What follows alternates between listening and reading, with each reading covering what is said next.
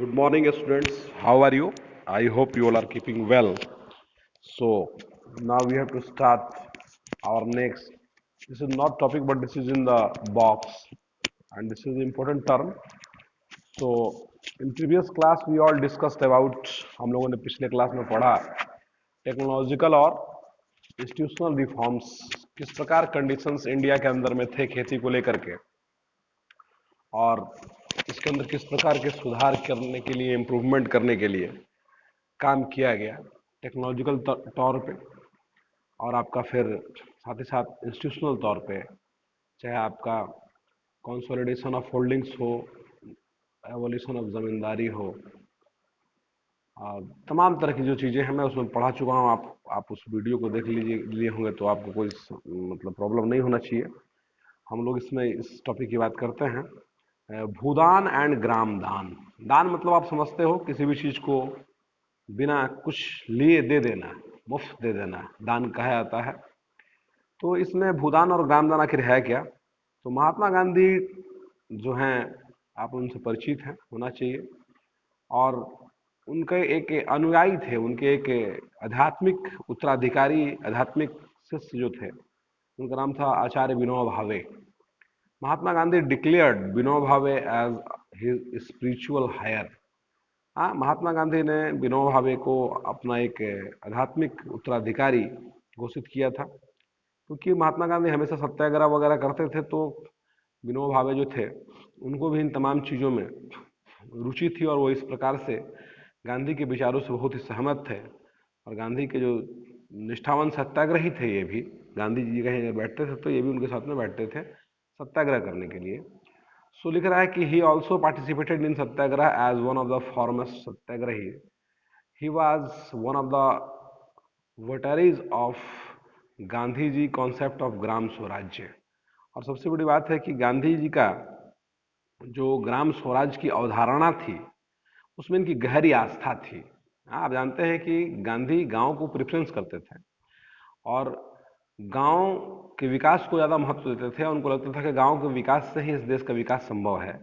और इसी विचारधारा को मानने वाले थे गांधी के जो शिष्य थे, जो आध्यात्मिक उत्तराधिकारी या आपका स्पिरिचुअल हायर थे, आचार्य Vinoba Bhave. After Gandhi martyrdom, Vinoba Bhave undertook padyatra to spread Gandhi's message covered almost the entire country.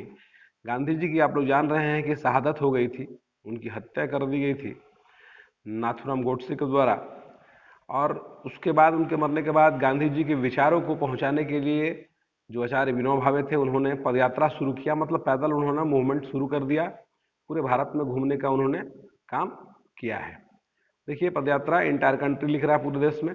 Once when he was delivering a lecture at Pochampally in Andhra Pradesh, some poor landless villagers demanded some land for their economic wellbeing. जब वो एक बार lecture दे रहे थे, जब एक बार वो भाषण दे रहे थे, कहाँ आंध्र प्रदेश में पोचमपल्ली एक जगह है वहाँ पे, तो कुछ लैंडलेस विलेजर, कुछ भूमिहीन गांव वाले आए उनके पास और आकर के उन्होंने डिमांड किया था उनसे। उन्होंने लैंड का डिमांड किया, बोला हम लोगों को कुछ ज़मीन आप उपलब्ध करवाइए ताकि आपका हम लोग का गुजर बसर हो सके, इकोनॉमिकली वेलबींग। वो लोग नहीं थे, मतलब वो अच्छे तरह से उनका भरण पोषण हो सके, इसके लिए कुछ भूमि की मांग किया उन लोगों ने। Vinoba Bhave could not promise it to them immediately, but assured them to talk the government of India regarding provision of land for them if they undertook cooperative farming। तो उन्होंने तो तुरंत वादा नहीं किया, ठीक है, ये आज़ादी के बाद की बात है। गांधी आज़ादी के बाद मरते हैं ना, 30 जनवरी 1948 को शाम को संध्या 6 बजे होगा। तो उन्होंने वादा तुरंत नहीं किया, मगर उन्होंने कहा कि ठीक है मैं इन चीज़ को सुनिश्चित कराऊंगा, मैं गवर्नमेंट से बात करूंगा और बात करके आप लोग को जो है वो ज़मीन उपलब्ध कराऊंगा। आप लोग साथ में मिलकर के कोऑपरेटिव फार्मिंग करिएगा, मतलब सब लोग मिलकर के सहकारी खेती करिएगा, ठीक है, मैं कोशिश करूंगा। बट सडनली अचानक क्या होता है, श्री रामचंद्र रेड्डी, श्री रामचंद्र रेड्डी, ये जो रेड्डी थे वो रेडी हो गए। काय के लिए रेडी हो गए भाई? तो Reddy stood up and offered 80 acres of land to be distributed among 18 landless villagers.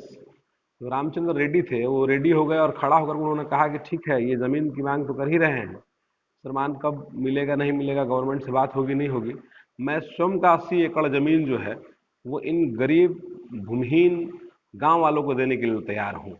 सोचिए आप, उन्होंने ऐसा काम किया किसने? श्री राम चंद्र रेड्डी ने। और ये आचार्य विनोबा भावे से प्रभावित थे, तभी तो वो खड़ा होकर के इस तरह की बातें कर दिया उन्होंने।